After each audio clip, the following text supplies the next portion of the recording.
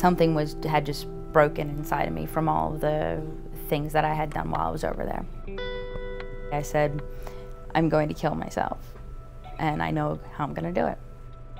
I didn't want to use knives, I didn't want to use a gun, I didn't want to throw myself off of a balcony. I was going to let the drugs do it, because it was going to be slow, and it was going to be painful, and that was what I deserved. Once that experience happens, the trauma, it becomes part of you. It will always be part of you. And we've got to help those who serve and their families and the rest of us understand that that's okay. So we'll do that. I'm a clinical psychologist, and I had a practice in Washington, D.C. I started hearing stories about people coming home who were literally, living out of their cars. It was clear that we weren't ready to meet the needs of those who have served our country and their families. And so I thought, well, if I'm sitting here in my office in suburban Maryland, and I would be willing to give literally an hour of my time to see someone for free, I assumed that mental health professionals throughout the country would feel the same way.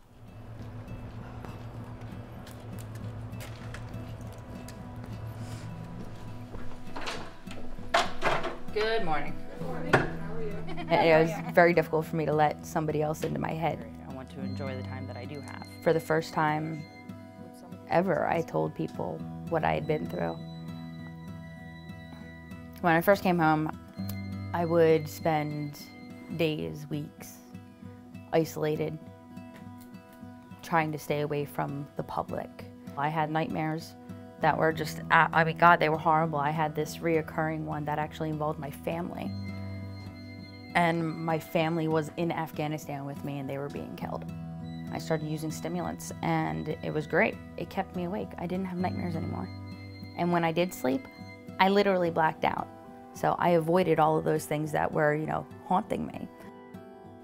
I dropped out of school, lost every job I was given, and eventually ended up living out of my car. I was a soldier, I was a warrior. And I came home and I became this monster. We work so hard to get you out of that, the idea that you're broken. You're not. I met my therapist, Janine. I wanted to continue seeing her, but I was broke. I told her, I said I couldn't afford it.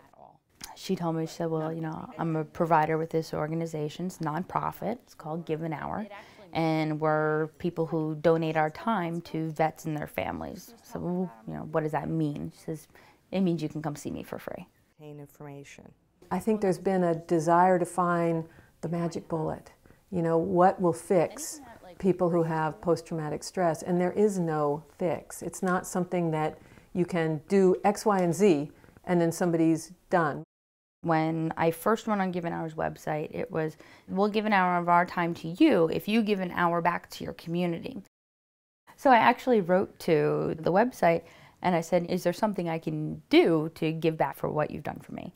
I ended up getting an email back from the president of the organization, and she says, would you mind telling your story?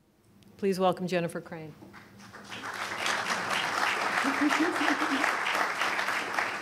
I suffer from chronic post-traumatic stress disorder. Reintegration, that was something I didn't know how to do, and I didn't know where to turn when I came home. This was my first speech. I didn't know what I was doing. I was so nervous that my voice was shaking. It took years of agony before I began to find help. A large percent of our homeless population are veterans, and I was one of them. It's very moving to hear her talk because it's from the heart, it's real, it's honest, it's unvarnished. The very end of this, I think, is the reason why I kept doing what I'm doing. And it says, some scars cannot be seen by the human eyes. We all have them. It is what we choose to do with them that makes the difference. Thank you.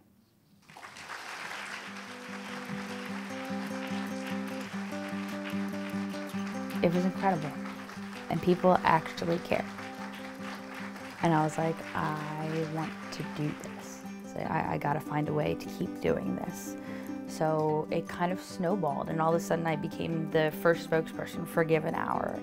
I now get to actually work for the organization that has literally given me my life back. All right, Haley, we're gonna come back and get you at lunch, okay? And then we're gonna go over and see Uncle Mike today. Some people who experience trauma, once they heal from the painful aspects of that, actually grow. Jen was just on the edge of reclaiming her life when I met her. Now it's sort of fully claimed. All right, let's go. Come on, they're trying to get in. As far as what I have today, I have, my husband, I have my daughter, I have Given Hour. I don't think that it's in the cards for me to ever have more than I need, but I definitely have everything I need. And I just never thought my life would pan out that way.